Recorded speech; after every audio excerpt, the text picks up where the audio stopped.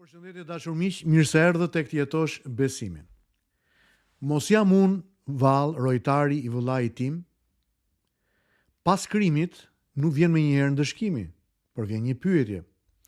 Kjo është e pyetja që Zoti i drejtoi Kainit, vllait vrasës, për vllain e tij të vrarë. Zoti nuk pyeti për informacion, por pyeti që Kaini të mund të shikonte ndërgjegjen e tij të zbuluar. Kaini natyrisht përgjigjet me cinizëm.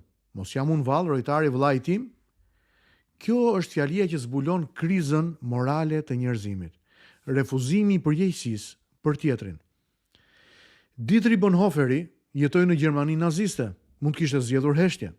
Mund kishte thënë, nuk është puna ime, nuk jam unë rojtari i njerëzve të mi, por ai kuptoi që besimi pa përgjegjësi morale është bosh, i pavlerë.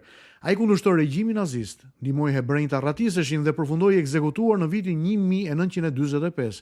Refuzoi të ishte një Kain modern. Ai e kuptoi që heshtja përballë së keqes është bashkëpunimi me të keqen. Ndaj miq, në dritën e këtyre të vërtetave më lejoni të ndaj disa çështje me shumë vlerë për të gjithë ju. Çështja e parë.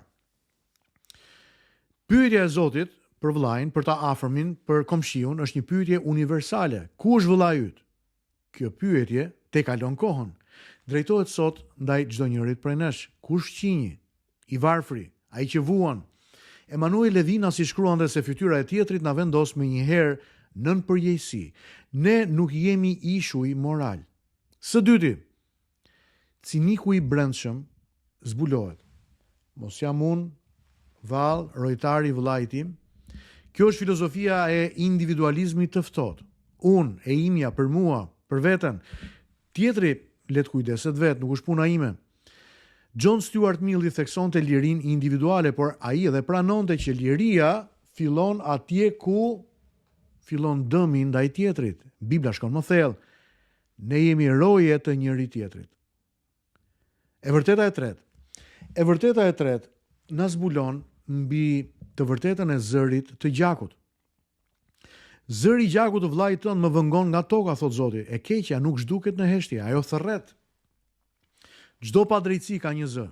Historia e njerëzimit është e mbushur me gjak që thërret për drejtësi, por në Dhjetën e Re mësojmë se ka një gjak që flet ndryshe, gjaku i Krishtit që flet për falje. Kjo pjesë na sfidon në 3 vende: të mos mohojmë përgjegjësinë tonë morale, të mos relativizojmë të keqen, të mos heshtim kur drejtësia kërkon zë. Pyetja nuk është a jam unë rojtari i vllait tim, pyetja është nëse jo unë, kush do të jetë? Besimi i vërtet nuk është vetëm vertikal, unë dhe Zoti, por horizontal, unë dhe vllai im. Dashuria provohet. Kaini mohoi rolin e rojtarit, Bonhoefferi pranoi. Historia vendos përballë 2 përgjigje ndaj së njëjtës pyetje. Zoti miq ende vijon të pyes, ku është vllai yt? Përgjigjja jon formon historinë tonë. Le të lutemi së bashku me këto të vërteta që të tejshpojnë shpirtin. Zot na fal kur kemi heshtur, kur kemi thënë nuk është puna ime, nuk më duhet gjë. Më jep një zemër të ndjeshme ndaj vuajtjes së tjetrit, na bëj rojtar për të ruajtur të mirën, integritetin, jetën e miqve, të afërmve, komshinjve. O Zot, bekoj burrat dhe gratë që janë duke ndjekur tani, fëmijët dhe familjet e tyre, ruaj dhe mbroj. E lutemi që të mos jemi si vllai i vrasës, që të vrasim nga urrëtia dhe xhelozia, që të mos jemi si vllai i cili zhvendos peshën e fajt nga vetja dhe hedh diku gjet në një botë abstrakte, por ndihmona që të marrim përgjegjësinë tonë për qenë të mirë, të dashur dhe bekim në familje, në martesë, tek fëmijët, tek njerëzit që na rrethojnë çdo ditë. O Zot, na mëso dhe na udhëhiq Ti, që të jemi shërbëtor të dritës të fjalës Tënde. Në emrin e Jezusit. Amen dhe amen. Zoti me ju, miq të dashur. Uroj një super ditë bekuar për gjithë ju.